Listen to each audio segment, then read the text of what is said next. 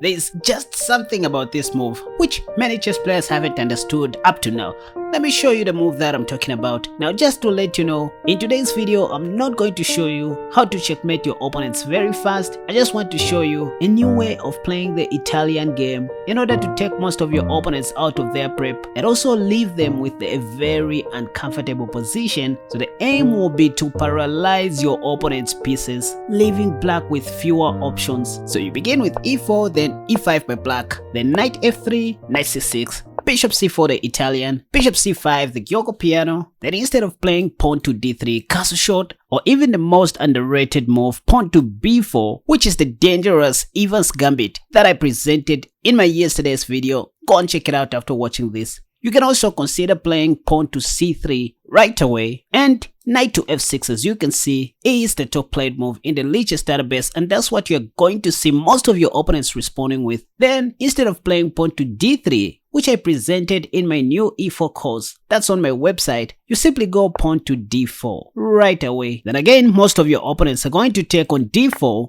This is the moment you have been waiting for. Ladies and gentlemen, I want you to pay attention. This is a very common Italian opening where you normally take back on d4 with your c-pawn. I want to introduce a new move to most of you guys, pawn to b4. Now I know what you think. This looks like a dubious gambit. When you check the Masters database, super grandmasters like Dubov have played this opening before in over-the-board games, and other strong grandmasters as well. You can see for yourselves, and this is one opening that seems to be performing well. So the top played move is bishop b6. As you can see, well, the key in this opening is to keep on advancing, and once again pawn to d5 is by far the top played move. A very common pawn move in the Italian game when you push pawn to e5, so nothing strange about this move. The thing is, if you take the knight, they are going to take the bishop, and that's what you want. Because now that your pawn is on f6, you want to give a check like this and maybe provoke black to lose his right to castle. But anyways, they are going to play bishop e6, covering the check. And now the move to remember in this position is pawn to b5.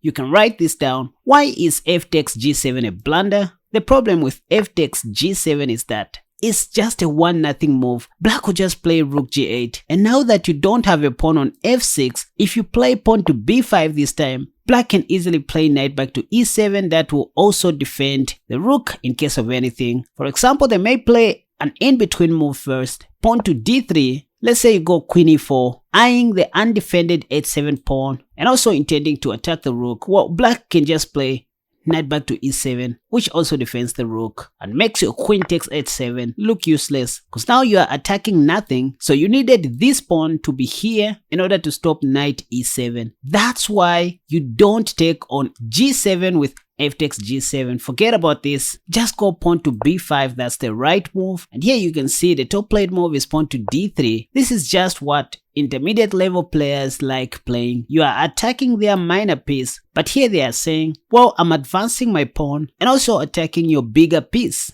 So you have to rescue your queen. Black's knight on c6 is still under attack. The good thing is that they can't play knight back to e7 this time because our pawn is still on f6 doing a great job. If black plays an immediate queen d5, what is the blunder? You can just exchange queens and take the free knight after bishop takes c6 and f takes g7. Black is just down a piece for nothing, so the move queen d5 on move 11 is a mistake by black. So they don't have to play queen d5. Maybe they can try knight a5, the top played move, but here you just take the free pawn on g7. This time, black's knight is not on c6, so he doesn't have knight e7 to defend black's rook on g8. If we choose to take on h7 on the next move, for example, after rook g8, here we can even take on h7 right away to attack the rook. Yeah, this may force black to play something like king d7, stepping out of danger, or instead of rushing with queen h7, even better is to play bishop g5,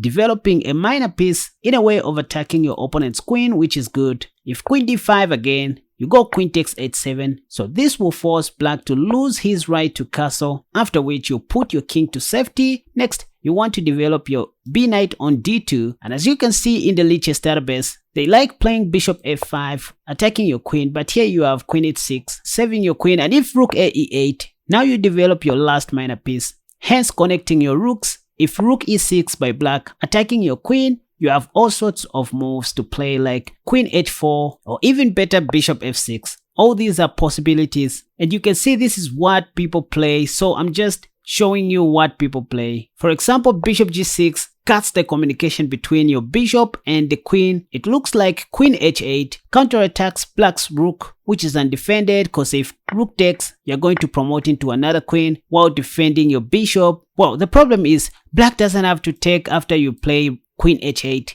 They can just retreat their rook and there's no progress. You can't take their rook on g8 anymore. So that's why after bishop g6 by black, you can just play any other move like rook a e8, so that if black takes your free bishop, now that's when you can go queen h8, wanting to become an exchange up and threatening to mate on e7 after queen e8 check. If they don't take your queen, and let's say they play rook takes g7, well, this will be mate in two like this. So all of this happened because of this one move that you played, pawn to b4, which is mostly ignored and overlooked. Anyways, let me show you what else black can do after you play pawn to b4 in the early stages of the game.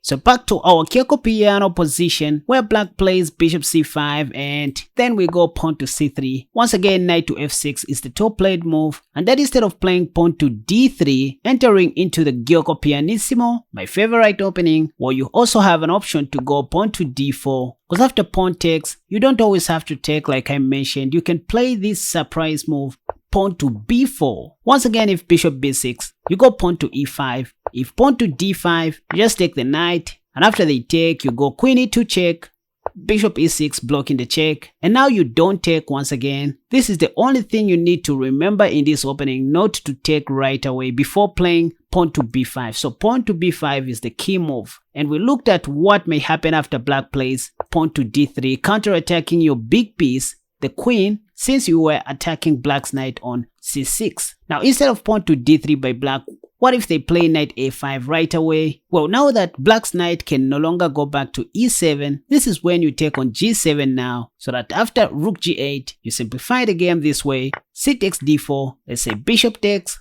you go knight takes d4, queen takes, and now bishop b2, attacking black's queen on d4, and also indirectly defending your g7 pawn. If queen f4, you can just go ahead and castle short. They'll castle long for sure. That's the top played move. Now you just start developing normally. For example, bishop e5. You may ask, what's good about white position? The thing is, black's position is paralyzed. In case you haven't figured out what is happening here, black only has two pieces that are active in the game, the queen and the light squad bishop, while you have so many active pieces that you can develop. For example, knight c3 is coming, rook b1, the queen is under attack, black can't even take the g7 pawn, or even the defender of the g7 pawn, which is your dark squad bishop. This is a very bad position for black, and that's the main goal of this opening, you guys. And now the way Dubov played this opening was quite different from what I've showed you so far. So Daniel Dubov was playing white, while his opponent Sergei Caro-Kann was playing black pieces.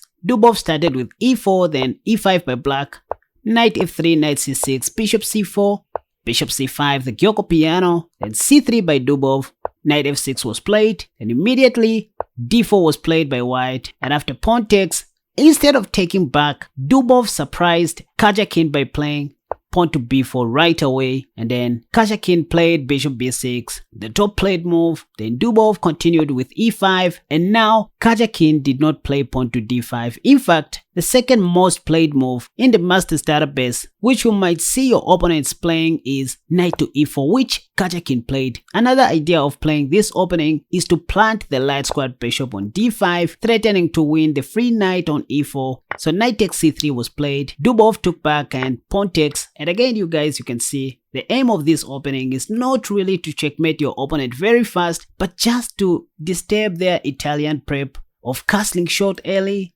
playing normally with knight to f6, pawn to e5. So this is a total mess which we are seeing on the board right now.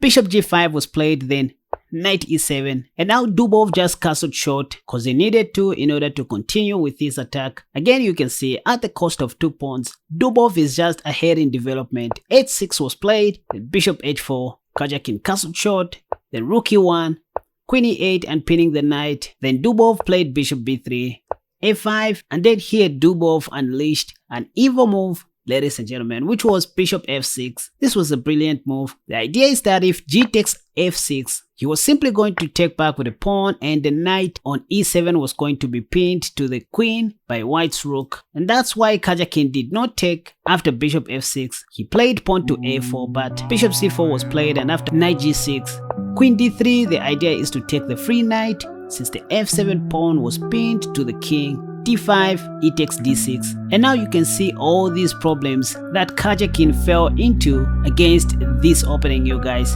Dubov went on to win this game in a few moves, and it was just awesome to see a whole super grandmaster being beaten with this pawn to b4 move, which looks like a dubious move at first sight. Anyway, so this is just about that, you guys. I hope you learned one or two things from this video. Once again, be sure to check out my new E4 course at www.casperchess.com, which you can get even right now. I think it should be one of my best presentations so far. I put in so much effort. Alright, be sure to hit the like button if at all you liked this video, and don't forget to subscribe to my channel if at all you haven't already.